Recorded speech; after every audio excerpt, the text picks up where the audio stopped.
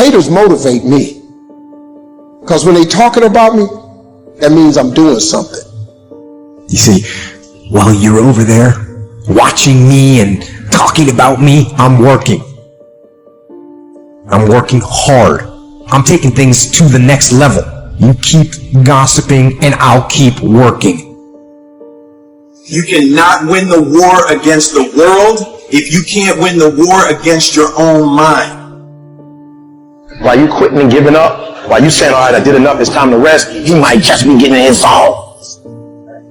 I value myself enough to give 120% what they'll do. And there are those of you in this room, you playing. You still giving 50%. You still giving 70%. Look, quit that job. If you're going to go every day and get that job 70%, quit that job. So if you're not finding that motivation that you want, forget about it. Instead, impose some daily discipline in your life. And start today.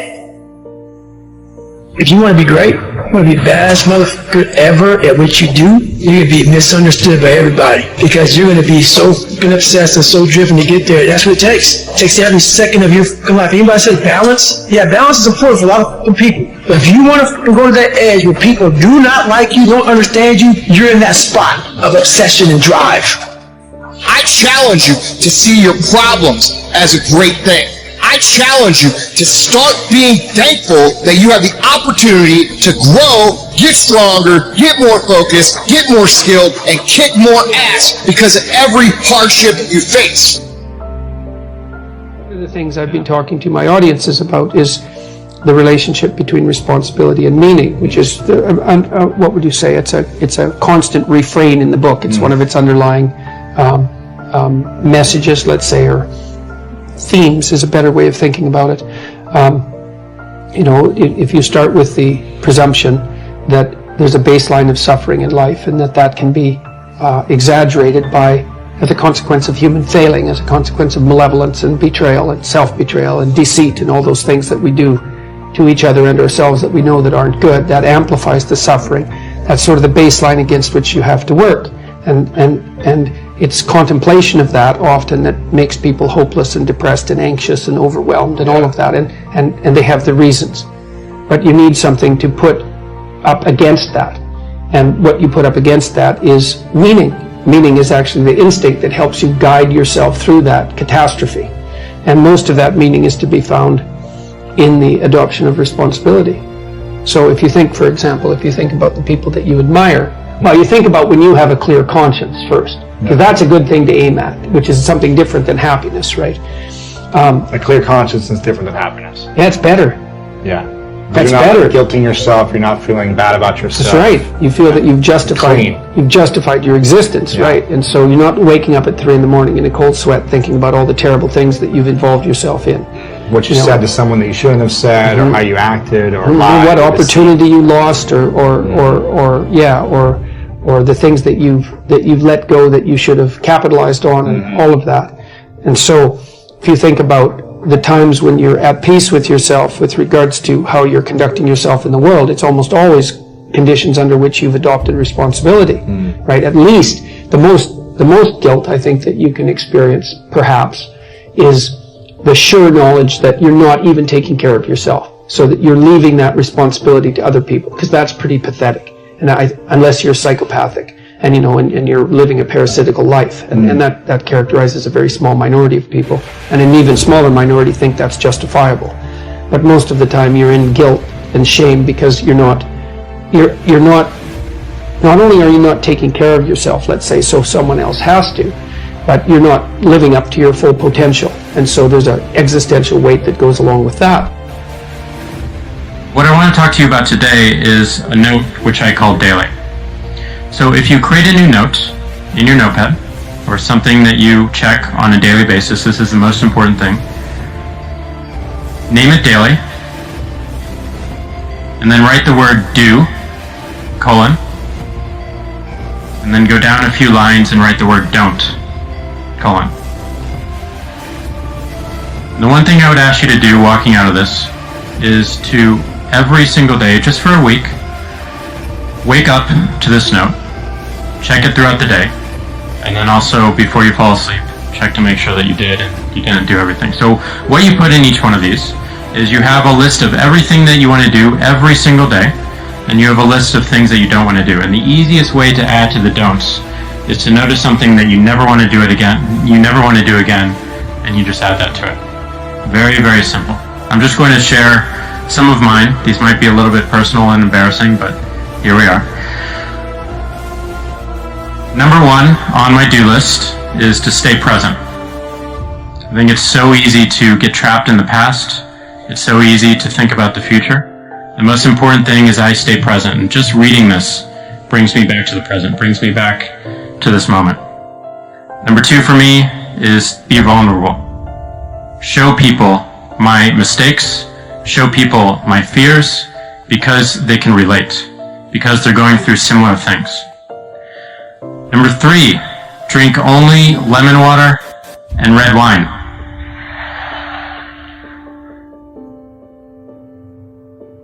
Great red wine is a great modifier for it. This goes with one of my don't, which is don't drink hard liquor or beer on weekdays. Number three is 6 sets of 20 squats and push-ups throughout the day. I just have to do them every day. 6 sets of 30-second planks. Run for 3 miles. Meditate on this list. Stand up straight, which whenever I say, I always see posture moving in the audience. Say hello to everyone. I just bought a heavy bag, so I'm training with a heavy bag, so I want to spend 10 minutes with a heavy bag every day. I want to do a video journal every single day, and I want to get 7 hours of sleep. On my don't list, and again, this is one of the hardest things, and a lot of these are personal, so I'm not going to read all of them. But on my don't list is don't avoid eye contact. Don't be late. Don't set expectations for someone and not meet them. Don't eat sugar. I'm on the paleo diet, so don't eat wheat, lentils, or dairy. And then, of course, don't drink hard liquor or beer on the weekdays. So this list, while it sounds very, very simple, has been fundamental in establishing patterns for myself. And it's something that I do check every single morning. I check throughout the day, and I check right before I go to bed. And I make sure that I check everything off and go through it. And I've given it to our companies. I've given it to a number of students that I've talked to as we've gone to schools and recruiting. And people have come back to me and said that this is something that works for me. It's something that's easy to do and something easy to remember. One of the most fundamental things about it that I've learned, that I've taken away from it, is how it gives you focus. How it gives you something that allows you to really ignore everything else that's going on, all the other noise, to allow you to focus on what's most important. So this do and don't list for people and individuals in the company has translated to a do and don't list for our company. For Square, we have a do and don't list. We have, these are the things that we're going to do, these are the core things, these are our bold bets, and these are the things we're saying no to for right now. That has been fundamental in allowing us to move fast, to continue to innovate, and to really push the boundaries and continue to invent and question and reset everything that we think about the organization. What do you do when you tried and failed and you want to quit and you want to give up? People that are hungry are willing to do the things today others won't do in order to have the things tomorrow others won't have. You have to make sure that your dreams, your aspirations and goals are so big that not accomplishing them is not an option. I don't know what that dream is that you have. I don't care how disappointing it might have been as you've been working toward that dream. That dream that you're holding in your mind, that it's possible. To all of you fighting battles alone, to all of you going against the grain, battling the naysayers, stay strong, keep going. Stay strong, keep going. I need all televisions off. I need cell phones off. Listen to me. Some of you going to be broke for the rest of your life because of that little thing on the side. You're going to be broke for the rest of your life because of a little cell phone. I need you to study like you've never studied before. I need you all night long. Study it. What is there that you know you need to do, that you want to do this, but for some reason or another, you've been holding back? I think that among the things that prevent us from acting is the fear of failure. And if you've already failed, you don't want to fail again. The pain of that, the disappointment, the fear of loss is another thing. Because many times when we do those things that we know we need to do, we feel that we might lose somebody that we love very much and care about. We don't want to hurt anybody. I'm going to tell you something that every successful person has to do, including you. Believe it or not, every successful person in this world has jumped. As Karl von Clausewitz said, pursue one great, decisive aim with force and determination. When people tell you can never get done, you stop dreaming and you go back to knowledge. Find that thing that makes you come alive. Focus on it. Everything around you, the opportunities, the fact that you're alive. And we've all had experiences where we were working on something and we knew it was possible. And we did those things that were necessary to bring it into reality. We took the responsibility to make it happen. Other people couldn't see it. A lot of people didn't believe it. You were attacked. You were criticized. It has nothing to do with opportunity. You've been given opportunity. The problem is you're not operating in your greatness in that opportunity. So that's why you're stuck on that particular level. People were opposing you, but you kept on doing it. It was hard, it was rough, it was difficult, but to you it was worth it. And eventually you got to a level you know, can nothing stop me now.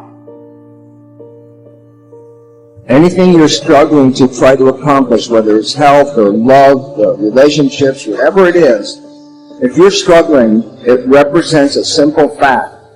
Your subconscious programming doesn't support that conclusion. I dare you to use your imagination. I dare you when you're broke to use your imagination. I dare you when you're rich to use your imagination. I dare you under every single circumstance. Keep dreaming. Keep looking at your dream. Because that is how you bend the universe to your will. That is how you impress people. That is how you capture the human imagination. And if you want to do something extraordinary and be remembered, you've got to get so good that you're performing at a level that has never been seen before. That is the only path to set the bar ridiculously high and then surpass all expectations. You can't put it down low and then beat it and say, whoa, look at me. We say that in zero-based thinking, you ask this question: is there anything that I am doing today that, knowing what I now know, I wouldn't get into again today if I had to do it over? We call this a QUINK analysis. Knowing what I now know, QUINK. In times of rapid change, there are always areas in your personal and business life that, knowing what you now know, you wouldn't get into again today if you had to do them over. Your willingness to ask and honestly answer this question is the key to remaining flexible and quick on your feet in times of turbulence. How can you tell if you have a zero-based thinking situation in your life or business? Simple. Stress. Whenever you experience ongoing chronic stress about any person or situation, you should ask yourself, if I was not now in this situation, knowing what I now know, would I get into it again today? This is a great question. Now here's another question for you. What percentage of the time do you think that you will turn out to be wrong? Well, the answer, according to the American Management Association, is about 70%. 70% of your decisions will turn out to be wrong in the fullness of time. It's amazing how many people will stay in a bad situation or continue with a bad course of action because of their unwillingness or inability to admit that they made a mistake or that they were wrong in the past. But remember this, when you made the decision, it was probably a good decision based on the situation at that time, but now the situation has changed. Now you have to evaluate your situation based on the current reality. If you want more freedom in your life, you have to have more discipline. If you don't have any discipline, you'll end up with absolutely no freedom. You'll end up being a slave to other people that boss you around. There's all kinds of problems that can occur if you don't have discipline in your life. And the more discipline you have, the more freedom you're going to have.